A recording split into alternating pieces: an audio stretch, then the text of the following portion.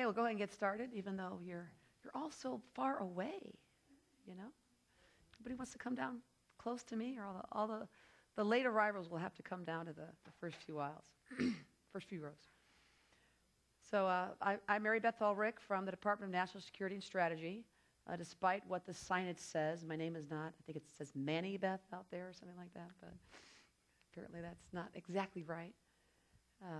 And I will give you the noontime lecture today on civil-military relations. I think you'll see that is a topic near and dear to my heart. I've been focused on this area really my whole professional career as a political scientist. I started out doing this more in a comparative context. I see we have a lot of international fellows here looking at this and democratizing countries. I still look at that.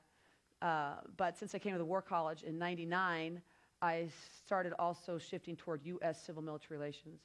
And especially the need for getting some sort of normative foundation for not just the military, but national security professionals in general in this realm. And I think that discussion will apply to countries across the board. So I'm going to use my opportunity today with you to try to give you a foundation on what I think a nice foundation for senior leaders in this realm of civil-military relations, so that as you progress as senior leaders and strategists, that you have something to fall back on when it comes to making civil-military relations judgments. Because we have civil-military relations throughout the curriculum, but I'd say this is really your one opportunity to get a good foundational grounding in the concepts. And this will be very quick. It'll go by quickly. So if you want more of it, then I suggest you take the elective, which I'll talk about perhaps at the end if you remind me. We'll have time to go into each of these areas in greater depth, including a pretty substantial comparative component, and actually look at the literature and become much more solid in a lot of these issues. So I'm going to try to focus it on the foundations, and then try to follow up once you have a foundation, a good grounding, on some recent cases, and then whatever else you want to talk about. So the professional foundations, I think, must include a constitutional grounding. Hopefully you've got a little bit of this already in NSPS. Our first class, we're looking at values and interests. Congress, I think we've hit some of this pretty hard. And hopefully you can see that the moral foundations of authorship and national service, a lot of that is laid out in the Constitution, very clear about the principle of civilian control, civilian supremacy, major objective of the founders. Remember their aversion to the standing army, this great fear of the military. I mean, the last thing they wanted to create was some type of system where the military would dominate. So it'd be interesting to think what they thought about how things have transpired to this point with a very, very large standing army and professional military. So I think there's also some areas of civil military competencies that I will, get you familiar with, that to get on your radar scope and to continue to develop competencies in these areas as a senior leader. A lot of the framework has to do with understanding the different roles and responsibilities in the partnership. So while the civilian side and the military side must work together to get a handle on the distinct roles each side plays and the distinct responsibilities each plays, and then also the competencies that we would like both sides to have to be effective in their civil-military relationships. And since a lot of this does have a normative bent in terms of advising the profession on a proposed framework of norms, keeping in mind that it's really those who are the stewards of the profession who really institutionalize these things and enforce the norms as we go through it. So really no outsider can do that.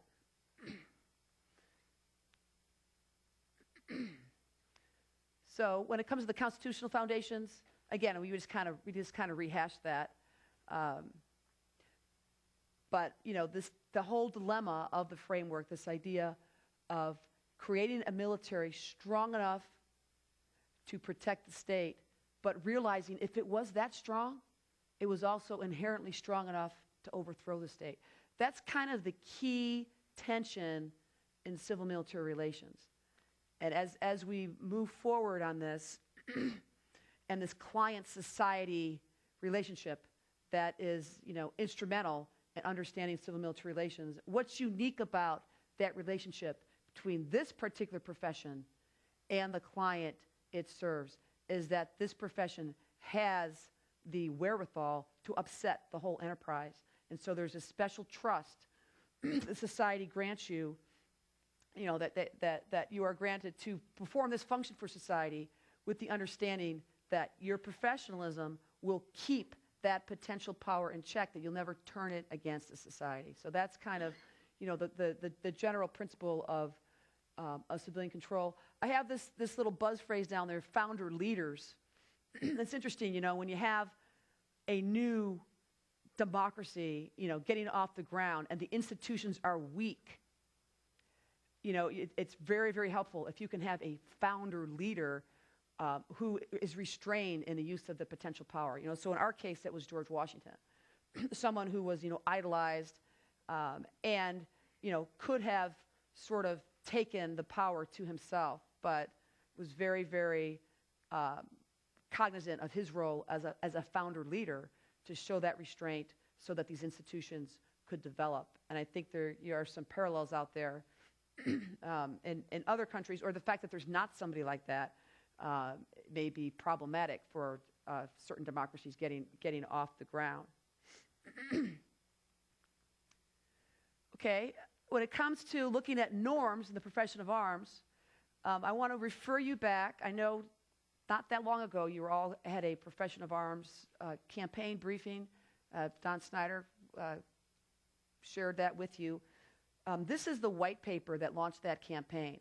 It's very short and it's available widely. It's about a 20-page white paper. And in this paper, civil-military relations was actually pretty prominent as one of the main areas that the profession was going to look back and reflect upon and see what it could do to sort of improve itself along these lines. And so this is just something taken from the white paper, highlighting that and its prominence in the paper. This idea that history has shown effective American civil-military relations, a high level of mutual respect and trust between civilian and military leaders.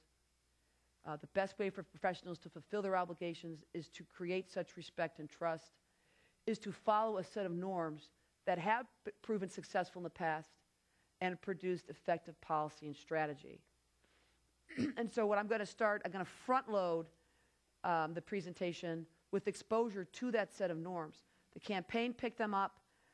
If you read the footnote in the campaign, and there's a whole page devoted to this on page 17 of the white paper. It goes through these, and I'll highlight them as we go. But it comes from a chapter, because part of the intellectual foundation of the Profession of Arms campaign was this book that also Dr. Snyder was involved in, called The Future of the Army Profession, which you all have in your book set. It is now in its second edition. The first edition, came out about 10 years ago. Chapter 30 is devoted to this normative civil-military relations principles, which I actually wrote the chapter. And this framework is what was lifted and put in the white paper. So what I'll do is I'll give you the white paper quick version of it, and then show you how in the book chapter reinforces some of those white paper points. But that's where it came from. So what the white paper is trying to do is say, hey, we're throwing these out there for dialogue and discussion to try to get a consensus around these norms. And I'll try to, talk you through it so then you can engage, in these debates, whether or not you think, we're on the right track with this. So the bullets from the white paper extracted from that particular chapter, some of these key themes. Top one about the importance of candid advice and, sharing that advice and expertise without having a self-interested effect on the outcome of the policy. Okay, that's number one there. Related to it is understanding the limits of dissenting in uniform. So it's related to the first point. So in the process of giving that advice may involve dissenting in a particular policy area. But what are those bounds of that dissent? And I'll follow up on that in a minute. But understand that there are some boundaries to stay within the norms without undermining elected officials' authority. Okay, now kind of onto a different topic, the importance of nonpartisanship and military professionalism. And again, I think that goes back to our contract with society, its expectation of nonpartisanship. The norms also speak to the role of retired Army soldiers and leaders and their continuing responsibility to the profession of arms. And you'll see as I elaborate on this, this gets tied back to the partisan bullet that preceded it. And also, the last one has to do with Army-society relationships. A subset of that overall Army-society relationship is the relationship with the media. And this idea that effectiveness and legitimacy depends on healthy interactions with the media. And again, it's the media that the profession relies on to, literally mediate its relationship with society. So, how important that is and how that's connected to the broader armed forces and society relationship. So this is out of the white paper, an abbreviated version, and I'll take you back to the chapter and elaborate on that. So the first bullet is elaborated here, and again, so it had to do more with the advisory role and professional responsibility associated with that advisory role. And of course, and this again is one of the key competencies, is mastering, the basics of this advisory role and the different elements that we'll talk about. Keeping in mind that there's always a two-way street here. So to be an effective advisor, to speak to the civilian half of the equation, it's important that the civilians shape the climate. If they, they're not going to benefit from frank, unvarnished advice if they don't foster an environment in which that can take place, right? And we can all think of recent environments that weren't as hospitable to that kind of thing happening. So it is a two-way thing. The other thing I like to emphasize here is, you get this idea of, candid advice, right? You're on that. But there's some nuances here. When we're talking about bounds of dissent and bounds of giving advice without being too insistent or abusing the knowledge or authority that you have, there's this idea of this sort of imaginary line. So crossing the line would be considered going too far. So normally with civilian control, a lot of it has to do with making sure that the military actor doesn't cross the line and go too far with the advice. What would be some ways of crossing the line and going too far with trying to influence a policy outcome? Anybody think of one that might lead to mistrust in the civil-military relationship? If you're very eager for a particular policy outcome, and you're giving your advice in closed doors, but maybe you're also motivated to go and write a newspaper story about it. Maybe you want to get that op-ed in the New York Times. Maybe you want to write that foreign affairs article, which has happened.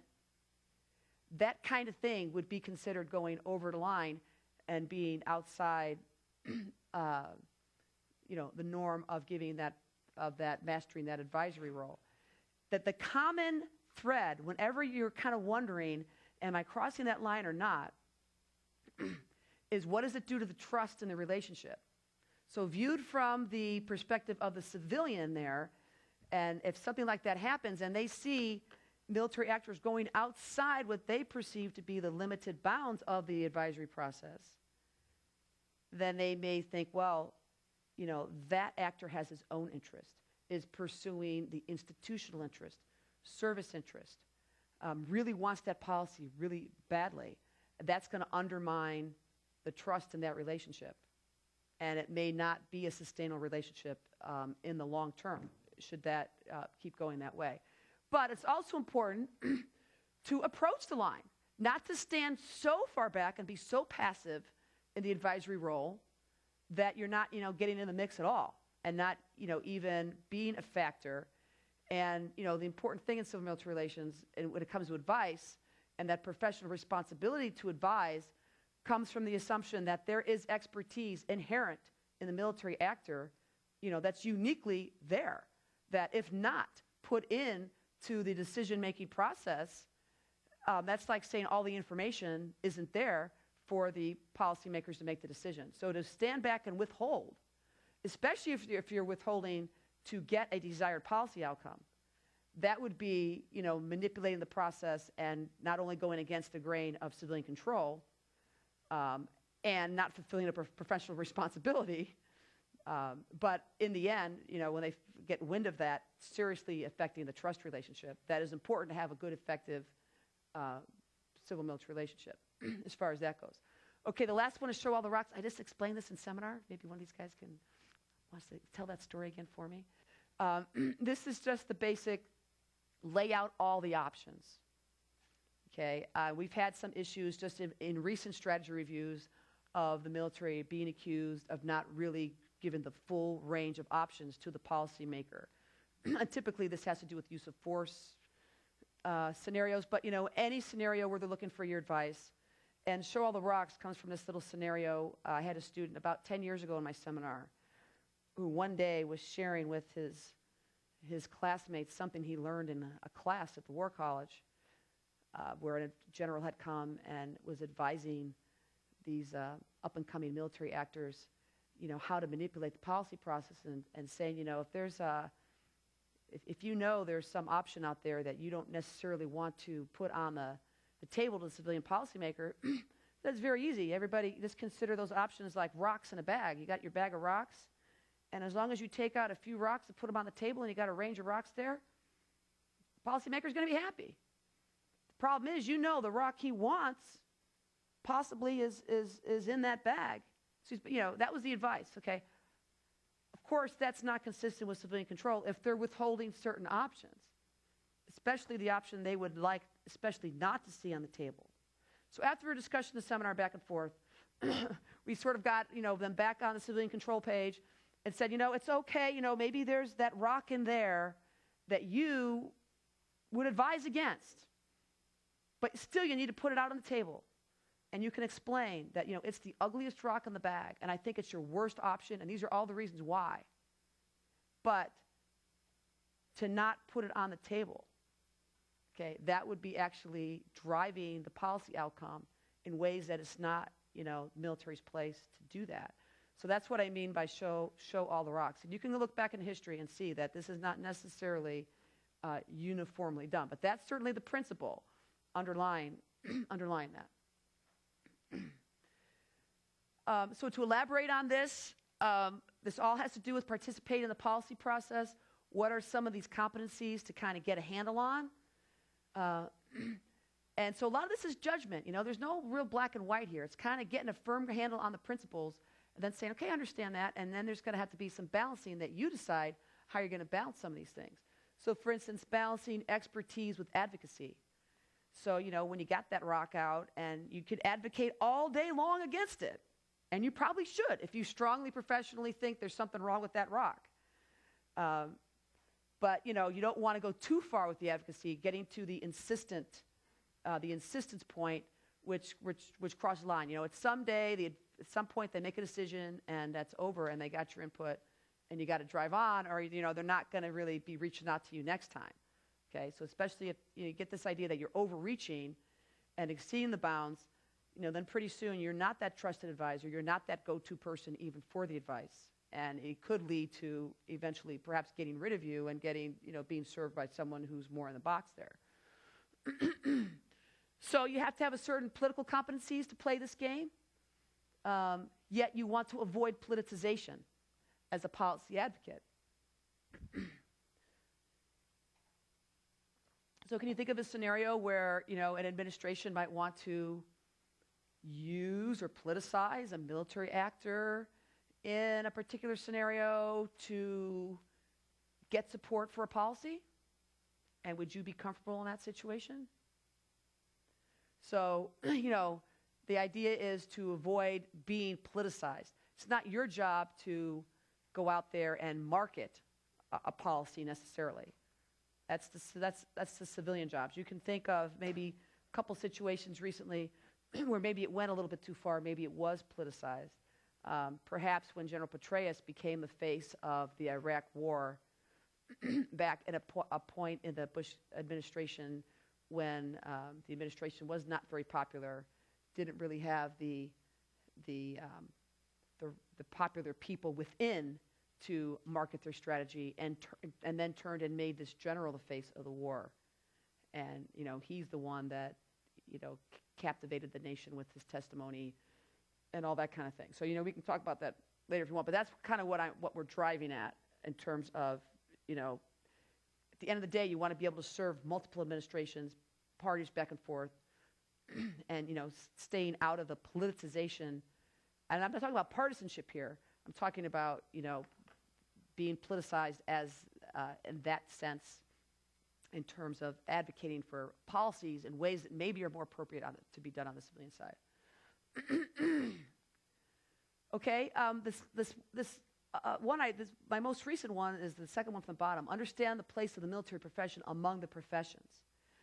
Because sometimes when you read the literature on the military profession, you hear a lot about, especially when we talk about trust and this relationship with the client, that, in order to preserve the autonomy of the profession, you have to have that trust and, stay in your lane and do all these things. And talking about how they compare that to other professions that regulate themselves, like the legal profession or the medical profession. They have ways of policing themselves, and they have all that autonomy they have in the profession to do that. But keeping in mind that the military profession is not like other professions in one very important respect, and that is because of the principle of civilian supremacy. So unlike some of these other professions, cannot have complete autonomy. It's a question of what degree of autonomy do you have with your client based on the level of trust at any given time. But there can never be an expectation for 100% complete autonomy, because that would be ceding the principle of civilian control. So I think sometimes that is lost in these debates, and but it seems pretty obvious. If you bring it back to these constitutional foundations, you can't leave that out. So there's a recommended norm along these lines, and every time we go over a particular aspect of the framework, it kind of sums it up again in these norms. So gloss over that. Again, it goes back to understanding the roles and responsibilities. Again, very Clausewitzian. Civilian political leadership sets the political objectives. The military supports these. Again, the military leadership applies its expertise, doesn't shirk. That's one of the buzzwords in the profession. If you want to go further and read some of this literature, shirking has to do with having the power, perhaps bureaucratic power, to shape a policy outcome that is counter to what the civilians want, maybe by slow rolling the implementation of a policy, or by not providing complete information, or not showing the ugly rock in the back, things like that. So there's ways to shirk. And with the growth of this professional military that the civilians only can kind of reach into just a little bit in terms to get that expertise, it have to really keep that as a professional norm to avoid that behavior and any self-interested effect, not just personal self-interest, but institutional service interest, things in contrast to the national interest. So, for instance, in recent years, if you remember when the Air Force leadership, they cleaned house, and it was in the wake of some, mishandling of nuclear weapons and things like that. But it was also in the wake of Secretary Gates repeatedly reaching out to the Air Force and saying, you need to get on board with the war on terrorism. These UAVs are really important. We really need to focus on that. Meanwhile, the leadership just kind of plugged away and was, really focused on these F-22s and wasn't really getting the message. So, my theory is when all that happened, that was an opportunity for him to sort of enforce some accountability there, and to send this message that the national interest must be foremost and is more important than a service interest, which is kind of countercultural to like a chief of staff culture, who they get high marks for chief of staff to the extent they get more stuff for their service. So maybe that's something we need to kind of relook when we're looking at this professional culture and how we bring these people up to be focused, on the national interest and not so much on service interest. But that was one example, I think, in recent times where asserted civilian authority through a change of that leadership and sending that message to the next. And if you look at the next leadership, they're very cognizant more of this stewardship role and getting on board, in terms of the national interest. Okay, dissent, we already this is, when you talk about policymaking, the natural next thing is dissent. We already made a lot of headway on this in our discussion today. But again, best advice, best climate possible, whatever either side can do to facilitate that. Advocacy is great. It's part of your professional responsibility, but it's got to be within the bounds of the process, which is pretty much, not out in the public, especially when these debates are ongoing. Not leaking would be would be against this, things like that. And that way you will preserve the trust and this collaborative decision-making environment. Resignation is kind of another whole separate topic. If you're interested, we can get into that maybe more in Q&A. But there is a whole segment of the literature. Richard Cohen, who you read, that Constitution and National Security, I think on Lesson 1, he has written a lot about how, you have to have a really nuanced view of resignation. It's not always the noble thing to do. And in fact, there's probably more problems with it in terms of impact on the profession than not. So don't just flock to that necessarily as the key to dissent. So the norm when it comes to dissent, as we kind of wrap that up, again, it'd be great to have this the optimal decision-making climate, but also an expectation that the professional military judgment will be heard. And I think that's a reasonable expectation on the military side, that they will at least be heard. They don't have to adopt their ideas all. You just saw 13 days, right? Or a lot of you did. Maybe it wasn't the best thing. They don't necessarily have the right answers all the time. But to be heard in policy deliberations, recognize what the boundaries are, especially in terms of dissent, and understand when you start to cross that line from advice to advocacy, and usually public dissent you've crossed that line. And recognize when your participation crosses a line of being politicized as a tool of the administration to kind of do their bidding. Partisan politics, another whole topic, lots of things to talk about in this particular category. But I don't think we would argue with the first bullet. What are some first principles here? The military should be serving any party, should be comfortable serving either party and following those principled civil military relations norms in doing so. Yet we are citizens, so you need to balance the rights of the citizen with the things you kind of give up as being a soldier, being in service to the state. That it's not unlimited citizenship rights as far as that goes, in order to stay within your professional obligations. And we were just talking about this. What's the difference between individual, institutional, greater national interest? This comes up with when it comes to taking sides for candidates and things like that. This was an issue in the last several presidential campaigns, and it seems like every time it's more and more. And we're talking about the generals endorsing candidates, and it's gotten to where it's this kind of food fight frenzy where the nominees' campaigns are trying to get more generals signed up on their side than on the other side. And after a while, in terms of the professional norms, it's all sort of unseemly. But where does it start to cross the line? When we get to this individual, this institutional interest. If you endorse somebody and it's just you, and it's like, wow, Barrett likes this guy, that's fine. But if you're getting lined up, Barrett the 4-star and all his friends, the other 4 stars, they're all on this side, now it can start to be perceived that there's an institutional interest, that the military is for this candidate. And when you look at Army society, or military society, armed forces society relations in the United States, when there is that fairly significant civil-military gap, which we will be talking about a little bit more later, and just your own personal experience in this area, that the public often cannot distinguish between, and I'm assuming Barrett's retired. He wouldn't be doing that in active duty, obviously, but they have a hard time distinguishing between who's active duty and who are the retired guys, and in many cases, the retired guys are more famous and known to them, than the active duty guys who they tend to serve, in anonymity. And why do the campaigns want you?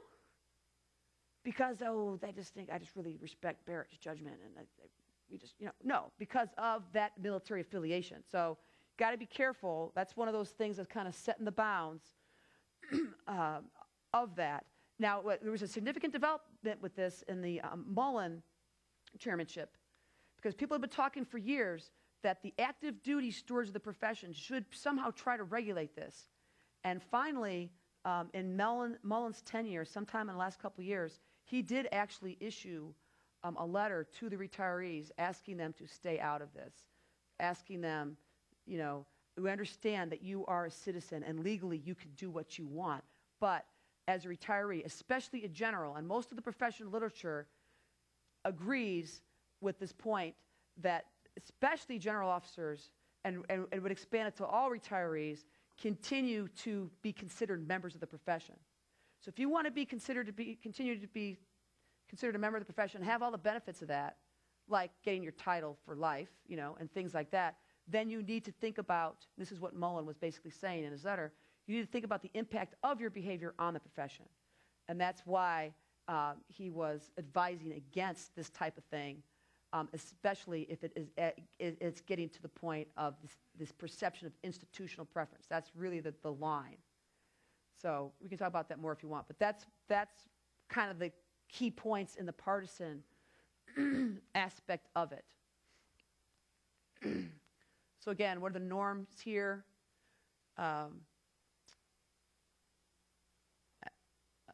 And remember, and I'm not saying bipartisan, I'm saying nonpartisan. Okay, so that's like just not preferring either side. And again, that there's some limits, and associating with any single party as an institution would certainly undercut the military's legitimacy. So we want to stay away from that. And there's enough problems already in that Army-society relationship, armed forces-society relationship, just because of, in the all-volunteer force days, now that we don't have the draft, there is some self-selecting into the military, and the data, and there's different data out there. We could, again, talk about that more later if you want. But in general, the Army is more Republican. Certainly a very small segment is declared Democratic, and it's mostly Republican or independent. So there is a perception out there that the personal preferences of those who serve lean toward one party. And this came to a head. I think it really came into the consciousness of the public for the first time in the 2000 election, when you remember Florida was up for grabs, right? And that's what was going to be determined. And one of the last batch of votes to be counted were the absentee ballots. And all of the fighting over whether or not they would be counted had to do with the assumptions, whether or not they thought that since they were mainly military absentee ballots, that they would favor one candidate over the other. And there certainly was that perception in the public. Whether or not it was true, because I don't know that we ever actually got the data on that, but the perception was they would be favoring the Republican candidate. So that's already out there in the public consciousness, that as individuals at least, the military lean toward a certain side. So what we definitely don't want is some institutional perception along those lines, that they would somehow have their own institutional interest that had to do with political ideology. Okay, again, we were already talking about retirees because we were talking about them being the problem, one of the problems in the partisan aspect of the framework. And I think we covered that. Continuing obligation of the profession, your call, but it seems like you can make a pretty good case that if you want to be treated as a member of the profession, you want to get the benefits of being a member of the profession in retirement, that it's not unreasonable to ask you to, in return, to have a continuing obligation to the profession. And to recognize that retirees, especially those who just recently retired, especially those who just recently retired out of command, do have an influence on the active. I mean, think Tommy Franks, he had just retired, less than even 3 weeks, I think it was, very short period of time, he was speaking at the Republican National Convention. Why do you think they wanted him there? Because he's like a really expert on, anything like that? No. Those organizers, those civilians were trying to capitalize on that linkage to the military institution and to his recent command and, trying to get some influence there. Now, it's unique. What's unique about the military profession, though, another whole topic on retirees, is what's the best use of them in retirement in terms of especially helping out with this whole civil-military gap issue. Because it's another thing that's unique about this profession, besides the whole civilian supremacy aspect of it, is that, when you retire, even if you go even if you're a general and you retire in your mid-50s, you're still fairly young, and you're at your professional peak. And if you're in some, corporate structure, you'd probably have another decade or so to go, and they would still be using you, in significant leadership positions. So in our profession, we kick people out at the peak of their experience. At the same time, they're in society which really doesn't know anything about the military. Okay, so you've seen all those statistics, preaching to the choir here, right? That, there's very little direct connection with most people, the military. They don't know a lot about it. So they could serve a useful purpose in terms of educating the general society about the military. But the trick would be to do this in such a way that they don't become partisan about it. Or it's kind of their choice at that point. If they want to be partisan, if they want to be like, the General Clarks and be affiliated with the Democratic Party and, things like that, that's fine. But those guys can't come back and then say, now I'm educating you on this topic. Because once you take a side, society is not going to view you as an honest broker, expert, middle of the road, straight shooter. I mean, think of all these guys on TV, media, all these channels, sign up these experts. Some are perceived just as experts. Some come on and they're, more of the partisan. So that's just one of those things to throw out in the dialogue, because sometimes I get this reaction where students think, oh, they shouldn't be on TV at all, that's terrible. But from the perspective of the civil-military gap, they do have a role to perform. It's a question of how they do it, and whether or not you're going to get into the whole partisan aspect of it. Okay. So if we could agree that there is a continuing responsibility and that there's still, some professional obligations that remain, and this is what Admiral Mullen did as an active duty steward of the profession. He tried to set the expectation retirees consider carefully the impact of their individual and collective actions on the profession. Okay, the media is a separate topic. And this is, part of this is just the basic, going back to our democratic foundations and understanding the role of a free media in a democracy. They have their role to play. Military has a different role to play. And at some time, those actors playing those roles may come into tension, as far as that goes. And so that's so there's the tension with the military's desire for information security or maybe get the story out that they want versus the press's interest in just, what is happening, transparency, in this war or, in this policy or whatever. And of course, then there's this 24-hour news cycle where they're out there all the time trying to get at this. So the norm, again, what we would recommend is, a good, healthy relationship, how important that is.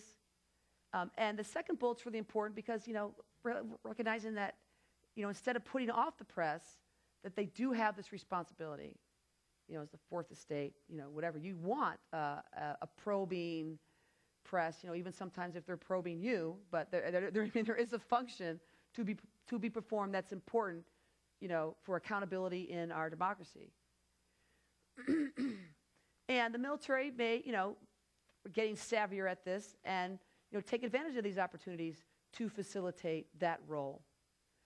And as that relationship gets closer, I'm sure a lot of you probably have embeds and, things like that, then you can educate, as you cross paths, educate them on your role and on your culture and on this. At the same time, maybe you're learning more about them.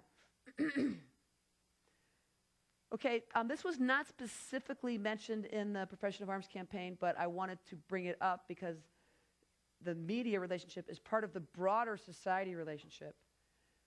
And this is something that has been talked about a lot and is important for us to continue to talk about and try to get a handle on it in society. I took this quote from just like a week ago. This report came out from the Pew Research Center. It's called War and Sacrifice in the Post-9/11 Era. So if you Google Pew Research Center, and their homepage will come up, and then you put in the search block sacrifice or anything, the whole study will pop up. This is just the first paragraph that gives some overview findings that were focused on this civil-military gap. So a couple of these statistics says that more than 8 in 10, 84% of veterans, it's important to note that the study surveyed a group of civilians, but the veterans were put into two groups, post-9/11 veterans and pre-9/11 veterans. So here it's saying, but I guess the two groups combined in this case, modern era veterans, say the public interest had little or no understanding of the problems that those in the military face. So the perception from the military side of a very large civil-military gap. And when the public was asked the same thing, they said, yeah, we agree. We don't know very much about you and your problems, 71%. Then another question had to do with acknowledging that the military and their families are bearing the burden post 9/11. That also came out at about the same rates. The veterans saying, yeah, I think they've been bearing the burden at 80+%, and the civilians saying, yeah, we agree, about 70+%. They've been bearing the burden. But this is the next one that's kind of troubling. But among this group who agreed that they're bearing the burden at very high numbers, only 26% of that group think that gap is unfair. That burden sharing gap is unfair. 70% say it's just part of being in the military. So you can see this kind of, then go back to your constitutional foundations, who serves, kind of the vision there. I mean, this is something for us to think about in terms of what's the role of a citizen? Are there people that's completely opting out of this? Another one of the results I remember off the top of my head was over 80% of veterans would recommend to a young person to join the service. On the civilian side of the respondents, upper 40s said they would recommend, but also upper 40s actually said they would recommend against it. So, there's something going on out there that, is of some concern if somehow over time this does not start going back the other way. So I'll just throw that out at you because this is one of the areas that's studied in civil-military relations these days. So I thought I'd take a few minutes now that we've gone through the foundational part, pick a couple things. I do want to save some time for questions. And when is this over? Is it 45 or 50? 45. Okay. Give me 5 minutes to point out a few things in these cases. Try to apply a little bit, and then we'll save 10 minutes for questions. Okay? And then if anybody wants the slides, you can have the whole full-blown thing because the cases are developed more thoroughly. A couple things recently. Actually, the recent parameters has a McChrystal article where I looked at it from a civil-military lens in terms of what happened with his relief and the circumstances leading up to that. And I also did a paper recently on looking at the civil-military relations of don't ask, don't tell policy. So maybe, I don't know if we'll get to that or not. But again, applying it to some of the civil-military relations norms, looking at the McChrystal case, thought there was something going on there with misunderstanding roles and responsibilities. This was mainly on the whole respect issue of not necessarily respecting the civilian leadership. And I think you can trace that back. If I'm putting the normative framework on that, I would say there's probably some issue there in terms of going back to the values, really understanding the founding principles. And in the issue history, the part of the issue history, not what happened with the reporter and all of that disrespect type stuff, but leading up to it in the issue history of speaking out, policy advocating out of bounds If you remember when he spoke to the group in London, showing a preference there while the debate was still ongoing.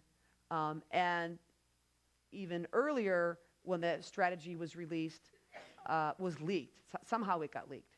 Probably not him personally, but, somehow on the behalf of those interests. Another, trust issue in terms of going outside the bounds of policy, advocacy, and then obviously a problem with the media relationship and handling that. I don't know if you look at the slides, I kind of laid out, there were two camps. Just very briefly, those who thought, both camps, that the two camps are to relieve him or not relieve him, all camps agreed that the behavior was not good, okay, and there should be some type of, punishment of some sort.